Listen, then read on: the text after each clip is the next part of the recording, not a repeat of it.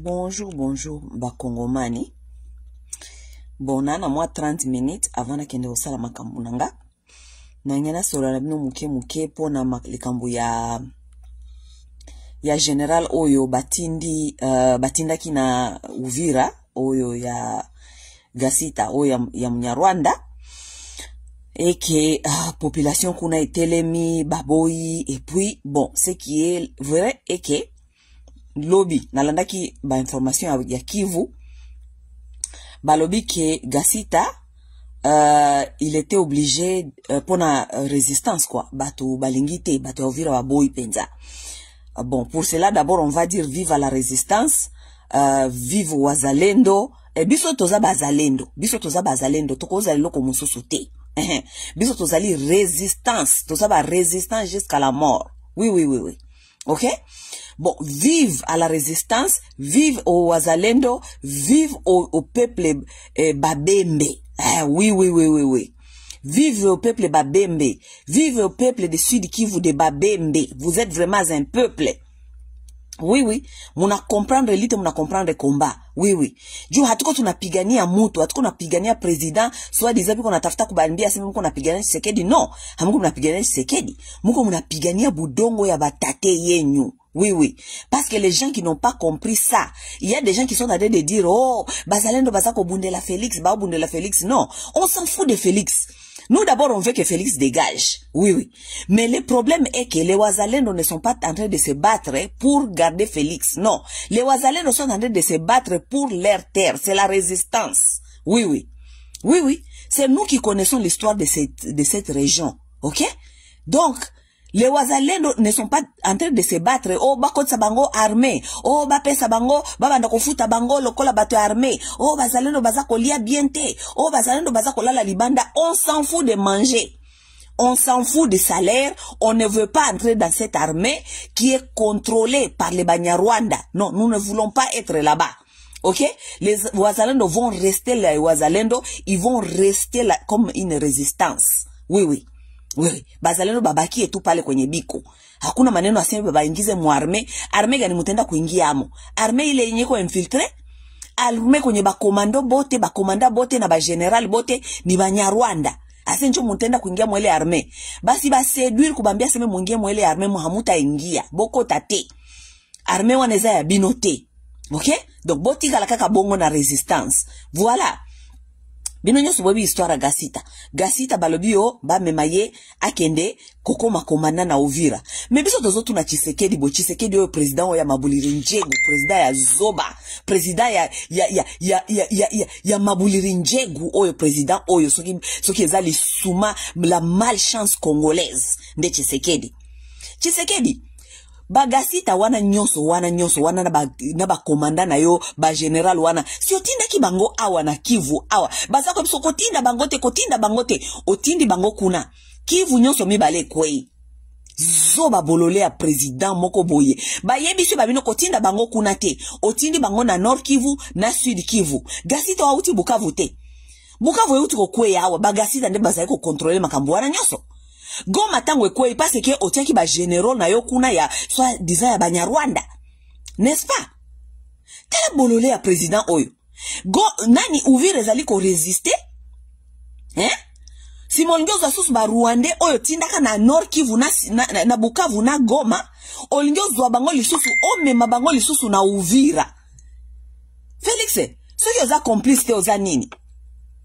Yo un jour Félix, il faut bakanga yo sambisa yo pendre yo sur la haute trahison parce que makambo zali ko sala zali makambo zali ko mona na clair que ezali haute trahison et que yo na batuna yo wana bosibo yo kanaki o kabela bango est yo tikala konza ouest. C'est ça la vérité des choses. C'est clair ce qui est en train de se passer. Tshisekedi n'a rien à voir avec vous. Tshisekedi s'en fout de vous. Tshisekedi asi ateka kimboka. Ngwanda yebisa kibiso ke Tshisekedi est venu finaliser la balkanisation. Est-ce que tozo mona makamango eza ya solote? Lorsque on a donné le pouvoir à Tshisekedi, Ngwanda nous a dit que lokola Kabila ye babande déjà ko suspecter ki azali Rwandais akoki ko sili sa balkanisation te yango ba pesi mwana oyo ya Tshisekedi o azali Congolais pona bino bola la pongia ba bébé botele melayete bokanisaki azali kosala nzoka nda azali kosala eloko te bapesi ye pouvoir wana po aya ko finaliser balkanisation parce que soki Kabila finalizaki balkanisation elingaki yoloba ke oh non aza rwandais mais lokola ezali Tshisekedi ye moko bokoloba nini. Voilà ce qui est en train de se passer et ce qui est en train de se passer nous sommes en train de le voir parce que lelo mwana o Tshisekedi bapesi ye soi-disant a finaliser nani balkanisation. Tshisekedi mututa kote le melaye parce que bandeko ne baluba bango nyonso baza ko soutenir ye na kati ya buzoba bazali ko mona ndenge Tshisekedi aza koteka mboka ndenge Tshisekedi il ne peut rien faire. Le pays divisé en deux, le pays est en guerre, batu bazali ko kufa bazoke Tshisekedi azali na kata ba feti aza ko organiser ma mariage abana na ye aza ko organiser parce que Tshisekedi est très conscient que aya kinde ko finaliser balkanisation lui il peut régner à ouest là-bas a ko régner na ouest baninga na yo oyo batungisaka ye batikala na bango kuna na est et ko sala na ngwelo côté parce que ce n'est pas possible dans un pays occupé batu bazali ko kufa mikolo nyonso bozali ko perdre ba territoire boza ko récupérer ta sika mokote mais Félix aza ko sala ba fête na Kinshasa. Est-ce que fête wana azoko sala ya bana na yesu ki ya soit disant ba mariage est-ce que zali ba fête moko ezali soit disant prioritaire? Est-ce que ça prioritaire? On ne peut pas reporter un mariage pour na s'occuper na makambi ya mboka. Mais yena mwasi ne wana ya ndoki bazali kuna baza ko préparer na bango ba feti baza ko sala bango makambo na bango ndenge balingi balobi ke na feti wana na bango wana kutu tomoni ba photo te parce que ba pekisa ki batu bazo ba photo ba botola ki batu ba caméra parce que feti mobimbe tonda kinde ba Rwandais na Rwandais na kati ya feti ya Tshisekedi na feti ya mwana Tshisekedi ba Rwandais et moi je ne suis pas étonné parce que Rwandais bazala kuna tendenge nini. Pourquoi? Parce que famille ya mama Marthe bango moko na famille ya papa ya Tshisekedi famille ya Etienne Tshisekedi bango nyoso babala Rwandais botu na ba famille ya mama Marthe bande kone combien mama Marthe babali Rwandais te ba famille na onyoso Rwandais Gisaro abala niasi ya Tshisekedi. Ok? Gasita o batindi na Uvira azali neve ya Gisaro azali beau-frère ya Tshisekedi. Bizimakara azali beau-frère ya Gisaro parce que Bizimakara abala petite sœur ya Gisaro. Bizimakara oyo boka ka Bizimakara bayaka na museo bayaka ko bomaka ba Congolais. Bizimakara abala petite sœur ya Gisaro. Gisita azali neveu ya Gisaro abala cousine ya Tshisekedi. Famille mobimba kwa baza famille donc bazala kaka ndenge wana. Et puis bozoka nsa Tshisekedi akoya ko sauver bino. Tshisekedi a sauver motute. Tshisekedi azali à l'aise nenga afandi na west kuna mutute azali ko déranger ye afandi na ye azosala makamne nenga alingi kuna makambi ya est taliete alingi kutwa finaliser ti boyo kalisolo Gisita oya tindi soki Gisita azoko tinda na Uvira Gisita batinda ka bango deja na Bukavu na Goma bakwe isi Bukavu na Goma tango anome ba Gisita wana bokinde Bukavu na Goma batu nyonso baganga ki awa bozoko nome batu ba Rwandais na guerre na invasion ba Rwandais baza ko bomba batu bokanisi ba frère na bango bakobundisa bango te Bukavu na Goma ekwea na maboka ba Gisita. Même Gisita wana batindi ye lisusu na Uvira parce que Uvira résistance ezali botindi esko na Uvira po ke no kwesa lisusu Uvira Tshisekedi oza complice oza kotinda Gisita na Uvira akende kosa nini akende kokwesa Uvira za na besoin d'aide parce que Uvira za debout jusqu'aujourd'hui à cause de la résistance. Uvira za na besoin te ba sauver yango parce que Uvira ekoki ko se défendre yango moko. Babembe baza capable ko se défendre yango babembe batelemi depuis Bukavu ekweya na Goma depuis année bandia wa Bukavu na Goma ekweyi Uvira tisi koyo basoko ka okwesa ngote. Pourquoi? Parce que les babembe sont debout, la résistance est debout, les wazalendo sont debout. Siko yozo ke dotinda Gisita kuna pona nini parce que ville wana za na besoin ya te ba aider yango parce que résistance ezali kuna ba M23 basoko kateko ko pénétrer kuna donc place wana za na besoin ya aide te Tshisekedi Cet espace-là d'Uvira n'a pas besoin d'aide. Place ça n'a besoin d'aide zali Bukavu na Goma. So lingi ko soi-disant ko bundisa M23 ko zongo ko sabato ke lingo bundisa M23 kende ko récupérer Bukavu na Goma. Tinda gisita Bukavu na Goma. Oui, tinda gisita Bukavu na Goma. Kotinda bangote na kotinda na Uvira te parce que Uvira za na besoin te ba kende ko sauver ango Uvira ezali na resistance wazalendo bazali kuna bazoko M23 ekokaka kozwa Uvira te. Siko ozoko lingasko o finaliser balkanisation parce que makamongo ekomi ko umela. Opesa Uvira Nord Kivu Sud Kivu nyonso na Ituri sima tangu Nord Kivu na Sud Kivu nyonso bakozala basi bazyango ba contrôler na Uvira comme ça à partir de Uvira ba M23 ba kende kokota siko ba Kalemi ba continuer ba kende kokota Katanga. Wana ne plan na yo parce que ti siko soki na ba continuer Katanga te ba M23 eza parce que Uvira eza ko stopper bango ba okokate ko pénétrer pour pas continuer. Siko Félix Alingi ati na Gasita na Rwandais na Uvira po na Gasita akwa isa Uvira ko pénétrer et kende ko kota bakota Kalemi bakende ko continuer ti Katanga. Mes chers amis, obi ke Tshisekedi na batunaye oyo Tshisekedi mes chers amis, mboka oyo kufi pona Tshisekedi mboka oyo, mais ça sera grave parce que bande ko na biso baluba nena no ba comprendre te makamuni Tshisekedi autia na bango na kati. Tshisekedi lui il s'est fait des millions, lui et sa femme et sa famille biologique qui inclut les Rwandais. Parce que bande ko mama Martinyon baonyo so babala ba Rwandais, bande ko papa Etienne Tshisekedi baonyo so babala ba Rwandais. Gisaro azali beau-frère na bango. OK? Bango nyoso Gisaro aza beau-frère na bango. Bizimakara azali beau-frère ya Gisaro parce que bala sœur ya Gisaro, bango nyoso bazana kata famille Tshisekedi kuna. Tshisekedi, vous allez rien lui faire parce que lui il a volé ses millions. Si rien ne marche au Congo, et Tshisekedi azana moté mama be, azana moté makindoko loko la maman et maman Marthe. Tshisekedi va brûler ces pays-là parce que vous lui avez montré que vous ne l'aimez pas. Il va diviser et brûler ces pays-là. Il s'en fout de vous. Il va brûler ces pays-là. Azaloko la mwana oya zaka monte mamabe, bano bazalaka na preschool, azalaka soki lui ne peut pas construire, il va détruire tout parce que bino nyoso bozanga. Ça c'est Tshisekedi. Comme lui il a déjà volé, Tshisekedi va partir. Bino balu bande boko souffrir. Bomoni soy Congo wane baby.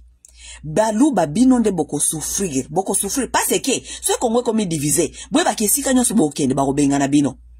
Bako bengana bino partout et sika boko kende parce que bako bisa bino kezali frère na bino à cause de votre frère que vous avez soutenu que le Congo est devenu ce qu'il est devenu. OK? Vous serez des enfants caïens. On va vous renvoyer partout où vous venez. Bako bengana bino. Boye ba keso ki este wana comme officialiser ngo ke ekei na maboko ya Rwandais ou bien ekei ko kawana yango moko. Na kuna ba M23 na ba nanga na ba kabila bakomi ko tia batu ba esprit idéologique na motu ke ba Swahili balingi bangote ba Swahili balingi bangote. Soki bokanisi ke ba Swahili balingi bangote ba convaincre population na ke ba Swahili balingi bangote. Bino bokanisi bino baluba boko fanda kuna na este. Ou bien boko fanda sika oyo M23 na ba nanga na bakabila bako occupé bako bengana bino lokola peste bako bengana bino lokola peste pour ko se revenger na frère na bino o bozali ko protéger o bazako benga Tshisekedi.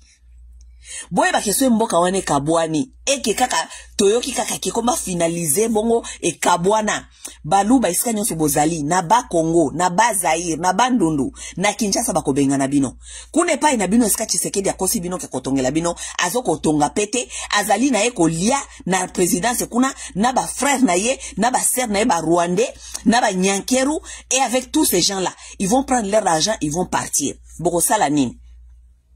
Baluba, vous allez souffrir. Parce que ce que nous sommes en train de voir aujourd'hui avec Tshisekedi et vous les soutenez. Tshisekedi akokima ibino, akokima bino. Vous allez payer. Bino de Bogotika nakata Kongoana, vous allez payer. Vous allez aller au Kasai là-bas. Et si que zali enclavé. Parce que Kasai ezali enclavé. Frontière nini bozana ngo à part ko Angola ou bien na bata bandu nula ba Congo ba ko bola bilo boye pana bango. frontière ni bozanango kune pa na bino nani ezate babenga onini progrès ezate bo cultivakate bokima sikota mba kozongisa bino kuna bozongela nini infrastructure de base ezalite eloko mokote Tshisekedi atongi te eloko mokote te atanda kukuna te pona kolakisa bino ke akoya ko vivre kuna la bino eke bosa la progrès atongi eloko mokote azako tonga na ba Dubai azako somba place mosusu bino bokanisi lelo so Tshisekedi alongwana akoya ko fana na bino avant na bino te bino bofandi wana kaka oh mwanetu mais vous allez souffrir au mains des Congolais parce que ce que Tshisekedi est en train de faire dans ce pays là tant que Tshisekedi a osala te po ba futi sa yango mais ce sont les baluba qui vont payer ça Et vous n'êtes pas intelligent pour ne pas voir ce qui est en train de se passer. C'est que Tshisekedi est en train de préparer. Donc, à ça qu'on prépare les bino et qu'on s'alla en faire pour na bino qu'on vivre na ba Congo wana. Parce que bolinga te nasina expliquer bino plusieurs fois. Soki mboka wana lokola Tshisekedi atie mboka ekoma ouest na est. Si un jour ce pays là s'est divisé et que est et ki boye bake, les gens de l'est ne vont pas souffrir. Les gens de l'Est ne peuvent pas souffrir. Les gens qui parlent le Swahili là ne peuvent pas souffrir. Parce que vous devez regarder, même les gens là dans les guerres, les gens là ils vivent chez eux. Les gens là vivent chez eux, ils construisent chez eux.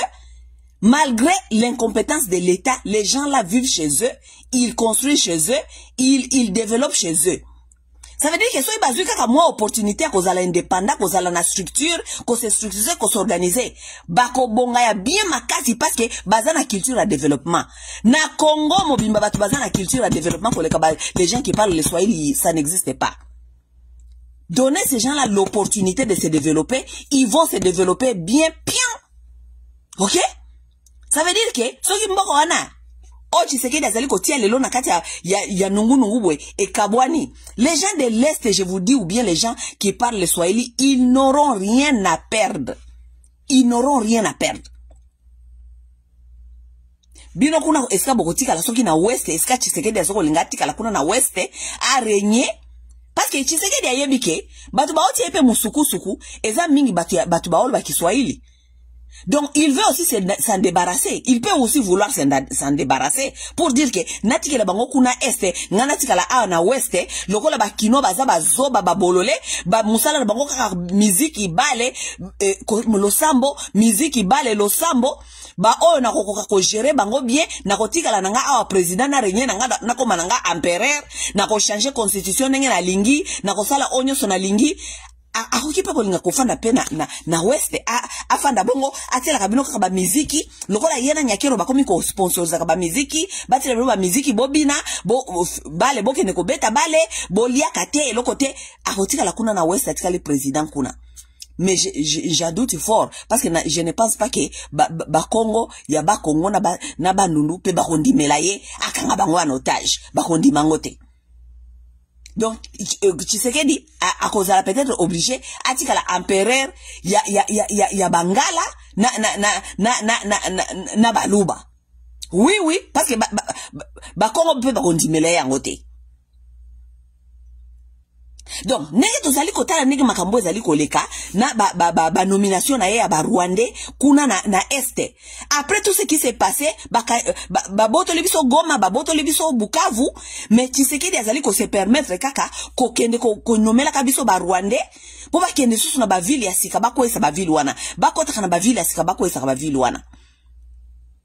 Mes chers amis, boyebi ke Tshisekedi avant atinda Gasita, atinda ena Uvira, il y a même pas 3 semaines. Na monaki babande ko lakisa nenge masasi betaki na Uvira.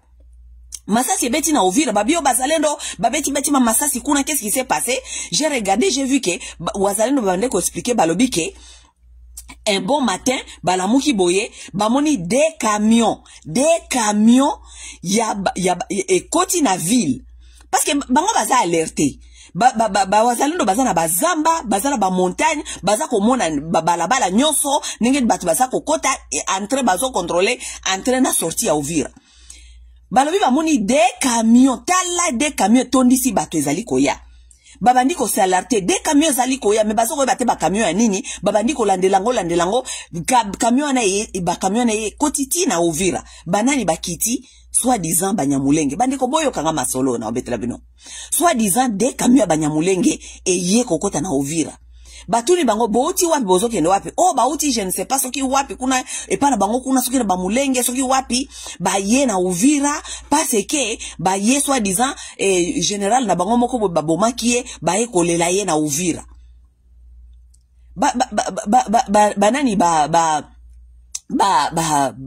wazalendo ba isi tete boki kolela ye awate bokende bozonga esika bouti parce que awe zali zone rouge awe zali contrôlé par le bawazalendo to zali na kati ya guerre to lingite bozala awa bandeko vous savez ce qui s'est passé boyebi ke Banyarwanda baza batu moko baza tellement na fond na bango eza tellement mabe batu ya ubwenge moko ya kosakana te les gens là sont prêts à sacrifier même leurs enfants leurs propres enfants comme ils ont fait dans le génocide du Rwanda ils ont sacrifié leurs propres personnes pour ne pas s'emparaître na pouvoir vous savez na zone neti ya na Uvira esika boyebi ke tension zali entre d'abord si diki vous tension koma likambe ba communautaire oyo parce que soki bomoni bato wana Banyarwanda bozo ebate ba ye na but nini parce que la plupart na bango bazali benga o banani ba espion tout cela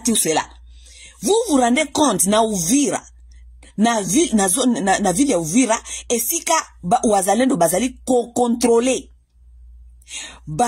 Rwandais na gouvernement na bango ya Tshisekedi bayokani batia banyamulenge na kati ya de camion mema bango ti na kati ya Uvira lokola sacrifice humain bakende kuna po bazalendo bakoki komona bango Rwandais baye kokotela biso bazalendo panike beta bango masasi sima ekoma excuse ke oh babomi batusi na Uvira yango wana tokotinda siko généraux na soda ya batuti kuna pona bakende ko contrôler Uvira parce que et comme soi-disant génocide contre le batuti botale langai ingénieria ya batu oyo ils ont créé ces scènes là il y a même pas 3 semaines à Uvira bandeko bolingo est-ce que na Uvira est-ce que boyebi ke biso nyoso toyebi ke bazalendo bazali ko bundisa batuti parce que toyebi ke ce sont les batusi qui nous ont envahis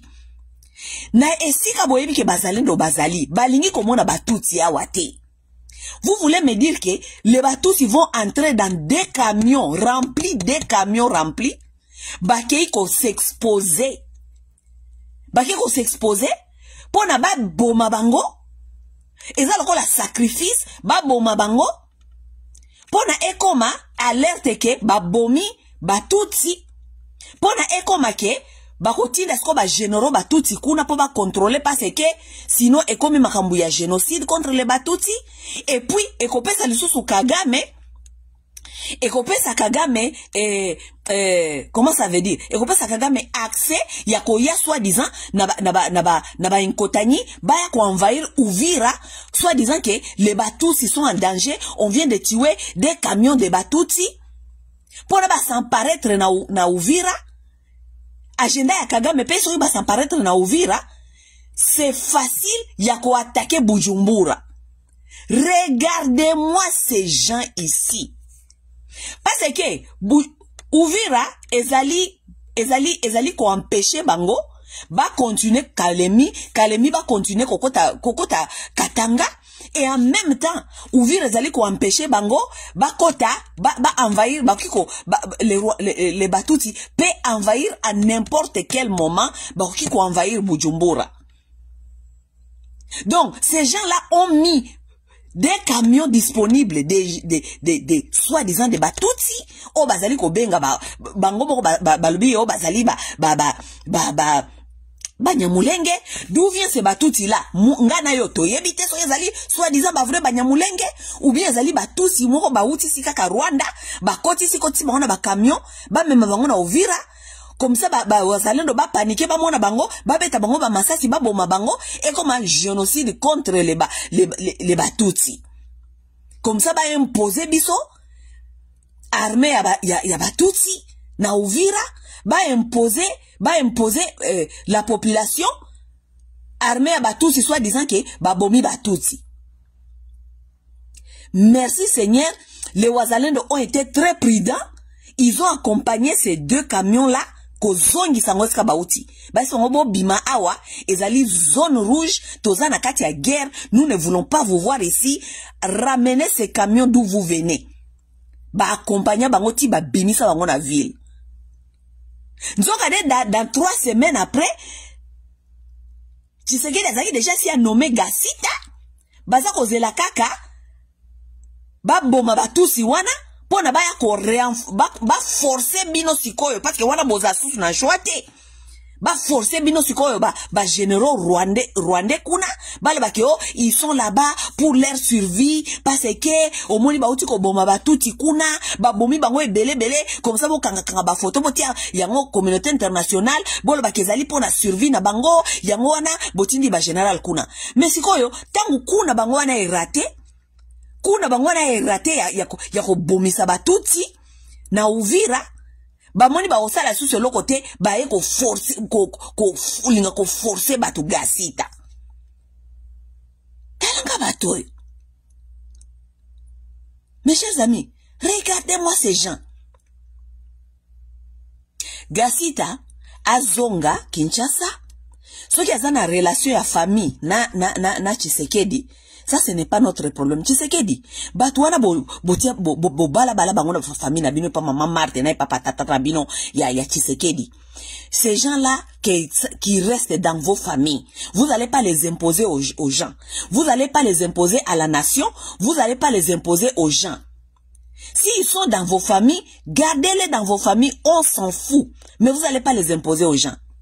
Bozongi sa Gasita lokola zongi nenge toyoki tobi akoti Bujumbura parce que azozonga Kinshasa.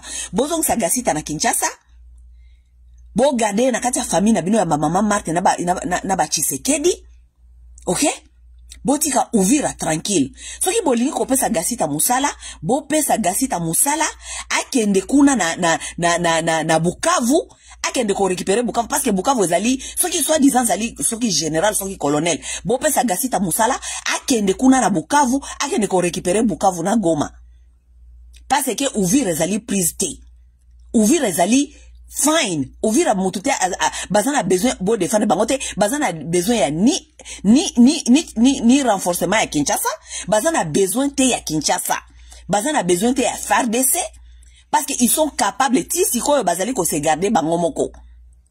Donc, Tshisekedi, zwa Gasita na yo wana. Tinda ye na Bukavu, tinda Gasita na Goma. Tinda ye esika ba ville ezali prise. Ko tinda ye te na Uvira. OK? Ko tinda ye na Uvira te. OK? Kuna na Goma, na kotiela bino awa reportage na uti kolanda lobby. Et outi na Nations Unies bato ya sécurité ya Nations Unies. Basali conférence de presse je crois il y a 2 jours ou bien il y a 2 jours. Balobi ndenge nini M23 ezali ko boma batu na Nord Kivu. Siko Nord Kivu kuna bato ya M23 basa ko ebisa biso babina biso que oh ville comme calme là-bas il y a la paix et tout. Mais qui peut vous donner les informations si c'est le M23 qui contrôle là-bas? C'est le M23 qui contrôle là-bas. Ils vont vous dire ce qu'ils veulent vous dire parce que vous n'êtes pas là pour voir. Vous n'êtes en train de ne rien voir. Personne est là-bas pour faire le reportage. Kuna M23 ezali na opposition te. Ezaka kabango na bango. Ceux qui vont faire des biens ou des mauvais, c'est eux seuls qui peuvent vous dire ce qu'ils sont en train de faire. Mais Nations Unies baza ko sala rapport human rights ezali rapport balobi ke M23 ezali ko boma batuna Goma comme pas possible ezali ko boma batuna Ruchuru surtout Ruchuru na Masisi M23 ezako boma batu na Ruchuru na Masisi comme pas possible. Ce n'est pas moi qui le dis. Il faut aller voir les reports nani ya human rights na ko tiela bino reportage yango awa. Bazako boma batu et surtout bazali ko boma ba lobi ke bazali ko boma ba famille ba auto. OK? Ils sont là-bas, ils sont en train de tuer les gens. Vous êtes en train ici de nous dire que oh M23 kuna est comme calme M23. Non, ils sont en train de tuer les gens. Ils sont en train de tuer les gens. Na ba village, na Masisi, na Ruchuru, na ba village Mososo, ils sont en train de tuer les gens parce qu'ils vont remplacer ces gens-là avec les soi-disant les Batusi qui vont aller nous rapporter au Rwanda, qui sont en train de nous dire que oh, les Batusi qu'ils étaient réfugiés au Rwanda doivent revenir. Est-ce que ngane na lobiango? Ngane na lobiango te? Ça c'est parmi leur agenda. Ils ont dit ça clairement. Que balingi Batusi o bakendaki na Rwanda comme ba réfugié bazonga. Réfugié bazongi sakayete parce que réfugié soka kei ayeba kesika utaki. Réfugié bazongi sakayete? Réfugié soka kei ayeba kesika utaki. Oye comme ya ko forcer batu ba eke ba réfugié fo bazonga bino botika likuna ba M23 bo bomaka batu na kati ya Ruchuru na Masisi pona boya ko renforcer ko zongi sa ba habitant o ba zanga ba espace. C'est ça que vous êtes en train de faire. Mais moi, je vais vous dire quelque chose. Bino Batuoyo ya, Bino Batutsi, surtout les Batutsi. Nous allons vous dire quelque chose. Ne croyez pas que tozo fanda na bino kakapona elenge. To fanda bino na elengite. Bon, quand c'était pour Bossimi Massasi. Pour Bossimi Massasi que les gens vont habiter avec vous, avec peur. Les gens ont peur. Mais les gens ne sont pas contents dans leur cœur. Bon, quand c'était que ça va rester comme ça pour longtemps. Nous ne sommes pas obligés de vivre avec vous. Vous avez chez vous. Vous ne voulez pas rester chez vous. Boye kokanga biso na Masasi. Tozo ko fanda na bino na lino ya kokangama. Tozo ko fanda na bino na lisu moko ya kokanga lisu moko ya kofungwama. Tolinga kabino te, tolinga kabino te depuis bokoko. Bozonga epai na bino bouta kuna ba kingdom na bino ya Rwabugiri. C'est là-bas chez vous. Ne pensez pas que parce que nous sommes là, nous sommes en train de vous tolérer et que nous vous aimons. Nous ne vous aimons pas, nous vous avons jamais aimé. Vous nous avez jamais aimé depuis Bokoko. Ça veut dire, tokofanda jamais ensemble. Bon, quand ça tête bokangi batu, en otage 30 à 50 ans, tokofanda kanabino jamais. Vos enfants vont payer ce que vous êtes en train de faire. Ne pensez pas que mutuala liazo kotala ona lisu moko kokanisa teke parce que bozana mindu kisiko eke tokofanda. Bana na bino bakofanda kana mboka wana te. Eza mabele na bino te, eza mabele ya bakoko na biso. Que chacun cherche sa terre. Ake de kofanda na ba terre ya bakoko na bango. On n'impose pas les gens bolingo ou bien kofanda te ba imposa ka mutu te. Okoya ko yiba mutu loko na yete parce que za na choix te afandi asali kotala okanisi ke c'est bon. Ce n'est pas bon parce que ba africain nyoso basi ba yeba bino. Ba Tanzania pe kuna ba koma otala bino bo ba yebi bino. Boye ba ke mukolo Kagame na bino na kotia mutu na se boko vivre yango parce que vous n'avez pas seulement fait les ennemis en Afrique de l'Est parce que batu ba otala bino. Boka zateke batu ba yebite. Vous n'avez pas fait que les ennemis en Afrique de l'Est. Vous avez fait pas seulement les ennemis dans votre propre pays avec vos frères les Hutus. Vous avez maintenant fait aussi la guerre avec les Congolais. Il y a un jour, Basiolo Basoko bête un génocide. Vous n'avez encore rien vécu, vous les Batutsi. Bo vivre dans le l'autre côté. Pour mukolo boko vivre génocide. Et que ça la sikoyo ba bantu nyonso ya région contre bino. Nde mukola na boko yebake. Soki boko zonga mbalo Éthiopie. Ou bien boko zonga na kati ya mer rouge. Ou uta Égypte. Toza ko woni bino malembe bozoko yokate. Bozoka nsake parce que bosimi minduki. Bosimi minduki bosimi mango libela te. Dama masolo na bino ya lokuta ya génocide et koza la paix ya libela te. Boka ni sateke ba juifi génocide ba juif ba mindele. Bazana histoire na bango musoso. Boka sateke vous allez venir imposer vos bêtises là, ya ba génocide na ba congolais na ba africain. Boko imposer biso ba masolo na bino wana te. Ba masolo na génocide wana, il fallait botika ngo kuna na Rwanda esika botaki, boye ko cross nango po ba ya ko tumbola biso esika tofandi. Na ba terre ya bakoko na biso. Boye ba un jour moko toko fungola bino miso boko zange sika boko leka. Ne vous inquiétez pas. Boka nzate to fandi to zoko tala bino. Toloba naka entre biso na biso. Toloba entre biso na biso to fandi to bi batu siku bataona. Batu kuko siku bataona. Continuez à faire vos illusions. Vous allez comprendre un jour que esika botie makolo mbaloyo. Vive la résistance. Ingeta, Bawazalendo. Pas de Gassita. Gassita, dégage. Ok? Pas de Gassita. Pas de Bizimakara na binowana. Boke de ko bomba pour notre famille à Tshisekedi. Oui, oui, je suis en train de prêcher la haine. You are correct. You are correct. Je suis en train de prêcher la haine. Parce que je n'ai jamais prêché l'amour. Ok? Je n'ai jamais prêché l'amour parce que vous, les Batous, si vous n'avez pas l'amour. Bozana bolingote? Bandeko na bino bango moko ba utu bofanda na bango kuna bolinga ka bangote. Biso ba kongolete nde bokolinga. Oui, oui, oui. Nous allons prêcher la haine. Parce que vous prêchez la haine. Vous prêchez la haine à vos enfants. Yangwana bana na bino bazami tema mabe. Koleka satana. Baye kolinga kobote la baninga na bango bandaku na bango na binduki. Nous aussi nous allons prêcher la haine. Nous allons faire que prêcher la haine. La haine aussi à nos enfants. Tina suka. Ok? Ndeto ko yeba ka un jour ke mboka wana mutu na mutazaki na koko na ye kombone zalaki nani, terre na ye zalaki nani. Vous allez pas venir prendre les terres des gens comme ça et que vous kanisi ke batu wana bakofanda bakota la bino libela. Vive la résistance.